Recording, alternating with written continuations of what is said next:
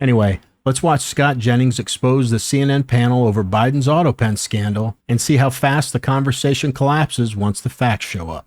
Let's go. Elliot Williams, the Autopen, first of all, has been used in the past occasionally, yes? Yes.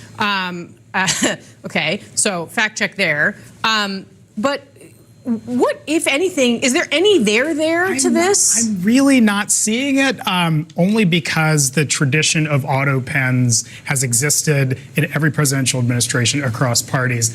I had an Autopen when I worked at ICE. I'm sorry, Elliot Williams? Elliot Williams literally had an Autopen. You were important enough to have an Autopen. I'm so impressed. I am important, Kasie, but no, and so it's a common practice. Did you allow people to use the name Elliot Williams without your knowledge of the document or what was on the page? I don't recall. So I'm asking you, if you were a government official and you had an Autopen, which you did, would you let some staffer sign things in your name without reading? Yeah, here's the question. Was my authority delegated to that person? And I think they do have the authority to do so. Laws and regulations, and I'm serious, Scott, laws and regulations. The authority to delegate pardons and executive orders, the President of the United States can say, you unelected staffer can go sign my name on a document that I've never seen for a decision that I've never made? Quite often, the United States Code delegates authority. So through the President of the United States, through the Attorney General, whatever else, X person can carry out a function. And certainly that could be the case. Now, Donald Trump, for instance, in his first term, pardoned like 1,600 people. And I have a hard time believing that he was aware of every single person that he was pardoning. One could make a challenge. Every president does this. Now, if it's a question about Biden's fitness for office, did he know what he was? Of course, raise that question. But I just, one, given how vast the pardon power is, and two, given how comprehensive the use of Autopens are across administrations, I have a hard time seeing a legal challenge. Nobody can be delegated the pardon power. Yes. It is a constitutional power. Yes. And I don't really think you can delegate the executive order power either, because the executive has to make the order. So, Scott, the President George W. Bush, and forgive me, I'm doing some research here in real time, but we are on justice.gov, Office of Legal Counsel.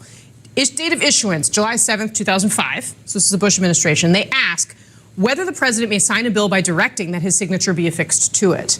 And the Justice Department says, yes, the president need not personally perform the physical act of affixing his signature to a bill he approves and decides to sign in order for the bill to become law. Rather, the president may sign a bill within the meaning of Article 1, Section 7 by directing a subordinate to affix the president's signature to such a bill, for example, by Autopen. The issue is not the use of the Autopen. The issue is the last thing you said, directing someone, the president making a decision. What Comer and the guys over at Oversight have found is that there's no clear evidence that Joe Biden personally made the decisions that only a president can make. Well, there's no way around it. There's a legitimate question here. Republicans aren't just nitpicking over Autopen here. This might prove once and for all, despite the fact that we know it already, that Joe Biden wasn't actually the one running the show. When executive orders, pardons, and who knows what else were signed by a machine instead of by the man himself, that's not just lazy. In my opinion, that's illegitimate. Now, of course, I'm biased, but I mean, the entire idea of a unitary executive, one elected person responsible for the decisions, falls apart if unelected aides are slapping his name on things. I mean, I guess we'll see what happens. The Republicans are definitely digging in. I mean, they're demanding every chain of custody record, every order, every pardon, basically saying, show us that he actually knew what he was signing. Do I think they can win? Absolutely, but only if they can prove the president wasn't the one directing the Autopen signatures. The key is intent. If they can show that Biden wasn't fully aware or that staffers acted without him, then everything they touch could be challenged. And that would make Watergate look like something that's not as big as Watergate.